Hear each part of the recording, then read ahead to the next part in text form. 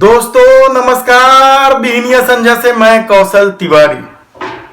छत्तीसगढ़ में एक्शन और रिएक्शन पर चर्चा करें इससे पहले हमें लगा कि आज की सबसे बड़ी खबर पर हम आप सबको बधाई दे दें।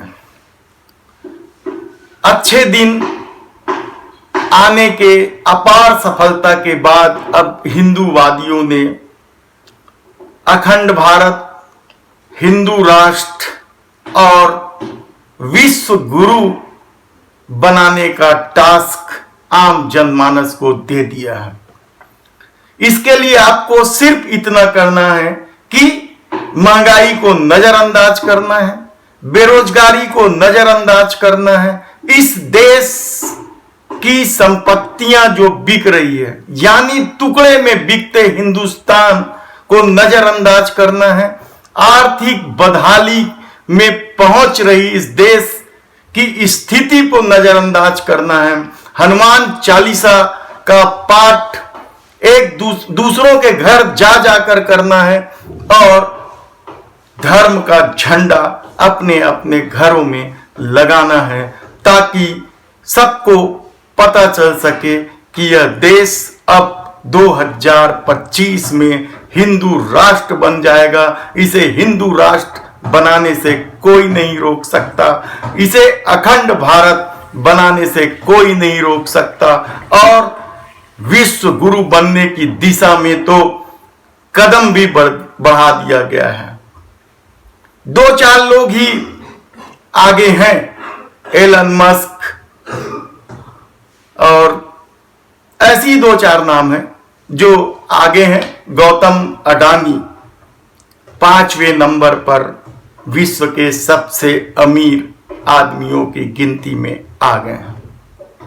यह अलग बात है कि अडानी की कंपनी लगातार प्रॉफिट में चल रही, हर 24 घंटे में 1-2 लाख करोड़ रुपए कमा लेती है और भारत की कंपनियां लगातार घाटे में चल रही है, सत्ता उसे संभाल नहीं पा रही है, एक अलग बात है। लेकिन हमें विश्व गुरु बनना है, हमें हिंदू राष्ट्र बनाना है, हमें अखंड भारत की स्थापना करना है। इसके लिए कुछ कुर्बानियां तो देनी ही पड़ेगी क्योंकि ये छोटी मोटी लड़ाई नहीं है, यह बहुत बड़ी लड़ाई है।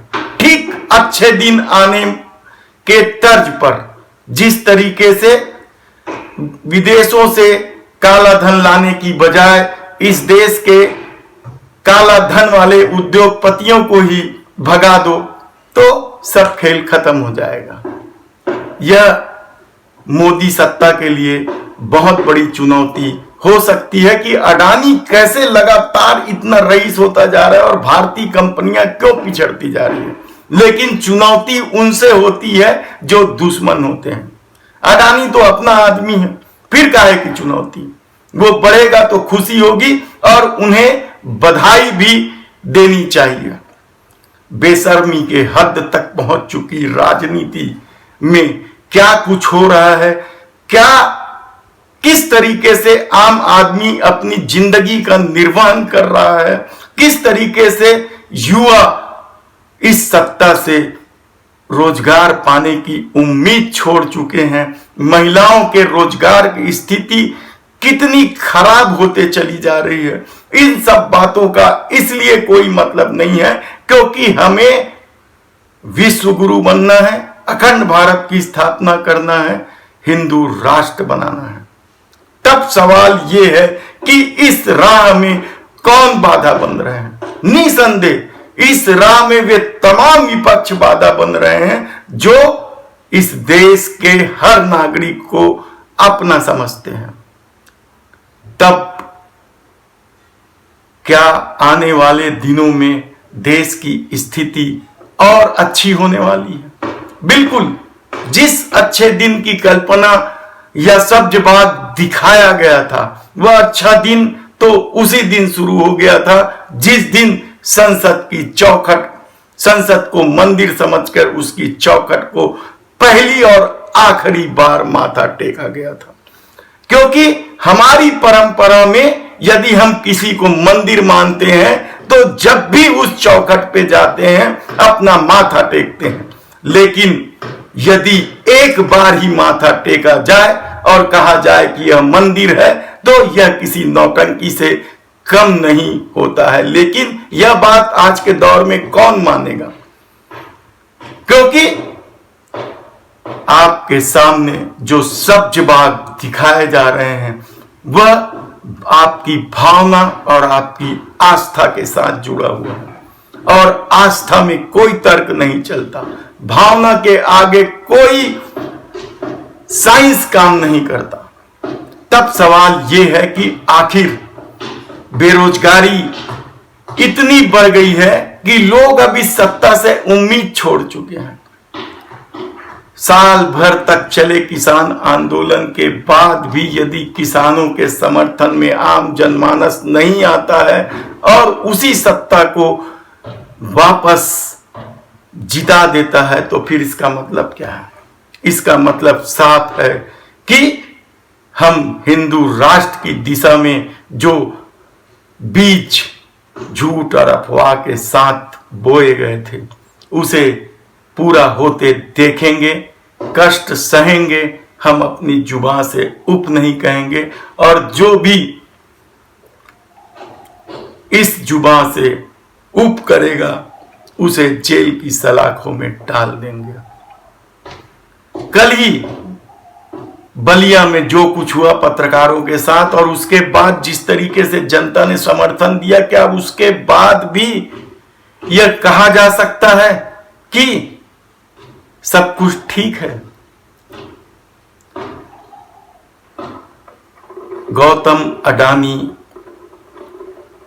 पर आप गर्व करिए, क्योंकि इस बदहाली के दौर में जब सत्ता से यहां की कंपनियां नहीं संभल रही है, वह बेचने को मजबूर हो रही है, उस दौर में भी यदि वह लगातार अपनी कंपनियों का लाभ बढ़ाता जा रहा है तो फिर यह किसके लिए चुनौती है? और फेल कौन हो रहा है आप खुद सोचिए। लेकिन जब आस्था और भावना का प्रवाह चलता है तो फिर कोई तर्क काम नहीं करता है। चलिए छत्तीसगढ़ की बात में आते हैं। छत्तीसगढ़ में भूपेश सरकार एक्शन मूड में है। आईएएस आईपीएस के तबादलों के साथ निचले स्तर के जमीनी अधिकारियों के बड़े पैमाने पर न केवल तबादले किए जा रहे हैं बल्कि अचानक छत्तीसगढ़ में रद्द किए गए ट्रेनों को लेकर भी भूपेश सरकार आक्रामक रूप में उन्होंने बात भी की, और कांग्रेस के नेताओं ने तो रेलवे दफ्तर का घेराव भी किया और चेतावनी भी दी कि यदि ट्रेनें शुरू नहीं की जाएगी तो हम कोयला और दूसरे परिवहन रेल के बंद कर देंगे। इसका असर भी थोड़ा सा हुआ, कुछ 1-2-4 ट्रेनें चालू भी कर दी। लेकिन मोदी सत्ता का कहर यदि गैर भाजपा राज्यों में हो रहा है तो इसके आप अनेकों उदाहरण देख सकते हैं कि किस तरीके से राज्यपाल और मुख्यमंत्रियों में टकराहट हो रही है पूरे देश में, किस तरीके से सत्ता का अपना खेल चल रहा है। और छत्तीसगढ़ में तो किसानों को लेकर एक तरफ भूपेश सरकार नए नए वादे कर रही है, नई नई योजनाएं ला रही है, तो दूसरी तरफ किसान आंदोलन में भी है। महासमुंद की खैर जीटी के आसपास के 10-12 किसानों ने आंदोलन के लिए सरकार के घोषणा के बाद सरकार ने घोषणा की है कि बगैर अनुमति के अब कोई आंदोलन प्रदर्शन नहीं कर सकेगा। एक प्रोफार्मा भी जारी कर दिया है। महिला किसान नेताओं ने इस प्रोफार्मा को भरकर दे दिया है और इन किसान नेताओं का कहना है कि प्रशासन यदि अनुमति नहीं देगा तो वे कोर्ट में जाएंगे और लड़ाई लड़ेंगे, क्योंकि लोकतंत्र में धरना प्रदर्शन उनका नैतिक अधिकार है, उन्हें अनुमति देना ही पड़ेगा। और वैसे भी हमने कल ही बताया कि जो लोग धरना प्रदर्शन करते हैं वे इजाजत लेने की जरूरत महसूस नहीं करते हैं, केवल प्रशासन को सूचना देते हैं। तब सवाल यह है कि 2 मई से जब छत्तीसगढ़ के मुख्यमंत्री भूपेश बघेल प्रदेश में औचक निरीक्षण करेंगे तो क्या कुछ मिलेगा। किसानों की ही बात करें, रविशंकर शुक्ल विश्वविद्यालय ने, पंडित रविशंकर शुक्ल विश्वविद्यालय ने, पंडित रविशंकर शुक्ल मध्य प्रदेश के प्रथम मुख्यमंत्री रहे। आजादी के आंदोलन में उनकी हिस्सेदारी रही है, महत्वपूर्ण भूमिका का निर्वहन किया है।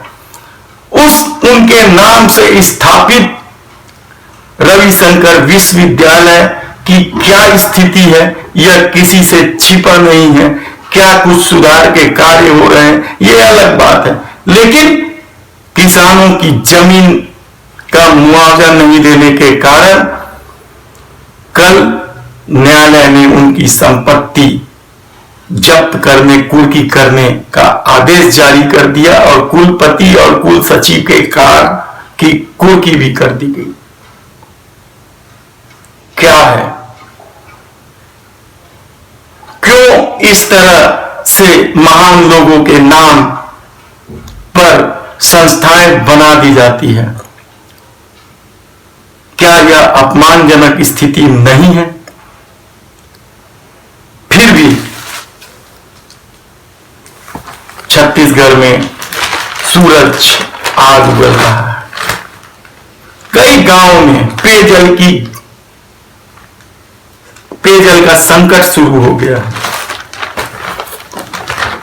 और इससे निपटने के लिए सरकार किस तरीके से योजना बना रही है यह अभी देखना होगा। उधर रायगढ़ में महिला से छेड़छाड़ करने वाले जिला भाजपा के अध्यक्ष उमेश अग्रवाल को गिरफ्तार नहीं करने को लेकर कांग्रेस ने जोरदार प्रदर्शन किया। इधर भाजपा ने कांग्रेस के रेलवे पर हल्ला बोल का रिएक्शन देते हुए सिटी बस चलाने की मांग को लेकर ज्ञापन सौंपा। वहीं राजस्व मामले के निपटारे में हो रही देरी को लेकर मुख्यमंत्री भूपेश बघेल बेहद नाराज हैं और उन्होंने एक्शन ले लिया है। आज बस इतना ही। धन्यवाद।